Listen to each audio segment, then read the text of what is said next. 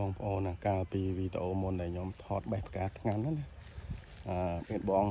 បងប្រុសគាត់ថានៅក្នុង comment ណាគាត់ថាដើមថ្ងាំវាគួរតែរក្សាវាទុកព្រោះវាជាដំណាំវាជាឈើអំណោយផលធម្មជាតិមួយដែលវាឲ្យផលយើងទាំងត្រួយទាំងផ្កាដែលយើងអាចយកធ្វើជាបន្លែបានជាក់ស្ដែងដូចខ្ញុំបានបេះផ្កាត្រួយថ្ងាំនិងផ្កាថ្ងាំនេះយកទៅធ្វើជ្រក់ចឹងបងប្អូនដែលធ្លាប់ហូបនៅរសជាតិរបស់វាគឺដឹងហើយនេះគឺជាដើមមួយវាធំដែរដែលខ្ញុំកោះមកពីវាលស្រែណាដែលប្រឈមនឹងការកាប់ចោលបាទដែលប្រឈមនឹងការកាប់ចោលខ្ញុំក៏ទៅឃើញដើមរៀងធំដែរនេះក៏លឿននេះថ្ងាំនេះបើគិតជាអាយុកាលរបស់វាចូលប្រហែលជា20ឆ្នាំហ្នឹងដើមថ្ងាំនេះណាគល់របស់វាធំបាទហើយខ្ញុំក៏ទៀងគោគ្នាលើកអស់ហើយលើកដាក់ឡានមកយកមកដាំបាទដាំឥឡូវពេលនេះរុះហើយបាទពេលនេះរុះហើយបាទហើយរុះយើងថ្ងាំនេះវាមានផ្កាតាមរដូវវាតែអាស្លឹកវានេះវាលាស់អត់មានរដូវទេអញ្ចឹងយើងអាចបេះស្លឹកវាជ្រក់ហូបក៏បានដែរបាទហើយនឹងគល់វាមានដើមជាប្រភេទដើមនេះលម្អអញ្ចឹងទៅដើម្បីកុំឲ្យរុះតែឯងដើមឈើតែយើងដាំតែឯងវាខាត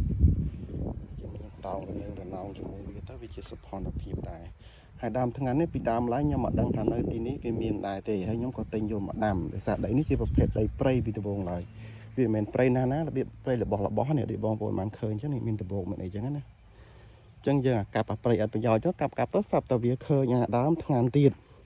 បាទអញ្ចឹងដើមថ្ងាំយើងដាំមកលើយើងទៅមើលអាដើមថ្ងាំដែលយើងវាមិនបានដាំវាដុះនៅលើដីនេះស្រេចណាបាទនេះគឺធម្មជាតិដែលយើងបានដាំវាទេដុះមកដល់ខ្លួនឯងនេះដុះមកខ្លួនឯងដោយសារវាដុះលីឡំមួយព្រៃយើងបានឃើញនៅពេលដែលយើងដាំមនុស្សហើយតែយើងកាប់អាព្រៃអត់ប្រយោជន៍ចេញទៅឃើញវាដើមមិនចូលនេះវាចូលចិត្តប៉ាន់ក៏ដៃដែរហើយយើងក៏ទុកវាទៅតាមពុតយើងធ្លាប់កាត់ដាច់ម្ដងតែយើងបានឲ្យគេកាប់នេះឲ្យគេកាប់ព្រៃទៅវាដាច់មួយសាយនេះគល់វាធំកាប់ទៅយើងបានចាប់អារម្មណ៍ទៅពេលយើងមកមើលលើក្រោយដីចន្លោះទៅសុចទឹកសុចអីទៅវាបោះមកវាដាំខាងក៏យើងទុកវាក៏វាបានធំប៉ុណ្ណឹងនេះតែមិនសាក់ខានេះបាទនេះយើងដាក់ចាប់តែមកខាងក្រោយដីនេះឃើញវាមានដុះដែរតែវាដុះនេះដុះតាមរឹសទេនេះមិនមែនដុះតាមតែវាដុះរុះជ្រុះក្របជ្រួយទេគឺវាដុះតាមរឹសនេះវាមានរឹសវាបាទអញ្ចឹងវាដុះមកនេះ3 4ដើមមកនេះឃើញដើមវាធំណាស់ធំលឿនអត់ថ្ងាំភាសាយើងຕົកវាទៅវាធំលឿននេះຕົកវាជាគុំតែម្ដងនេះហើយ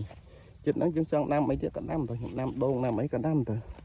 ហើយមូលហេតុដែលវាដុះពីកាលនៅតំបន់នេះដោយសារនៅកន្លែងនេះវាមានដើមវាមួយធំដែរ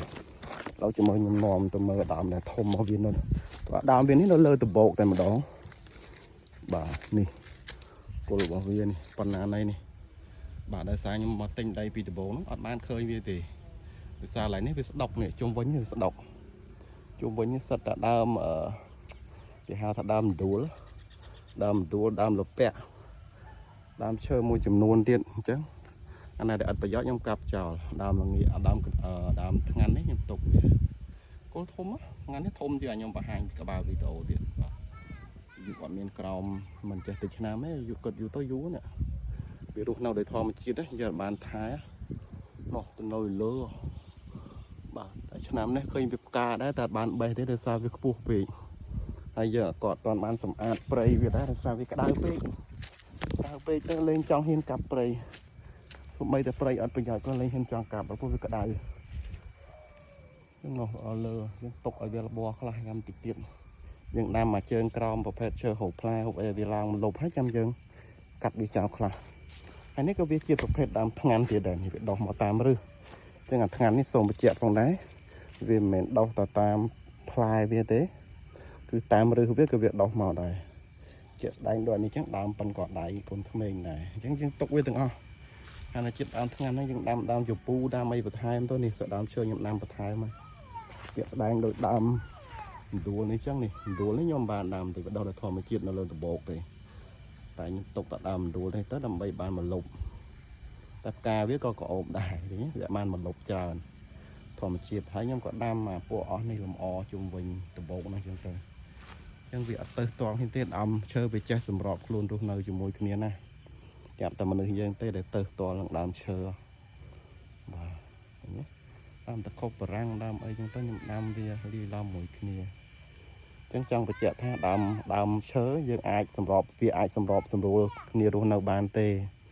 បាទអញ្ចឹងយើងអាចដាំវាលាយឡំគ្នាទៅធ្វើយ៉ាងណាដើម្បីឲ្យវាមានភាពមលុបភាពត្រជាក់ហើយថ្ងៃអនាគតទៅយើងនឹងអាចប្រមូលផលវាបានផងដែរកុំទៅស្ទាល់វាអីទៅស្ទាល់តែកន្លែងណាដែលយើងត្រូវទៅស្ទាល់ទៅបានណាកន្លែងណាដែលមិនទៅស្ទាល់ហ្នឹងយើងរក្សាវាទុកទៅហើយយើងដាំវាថែមទៅ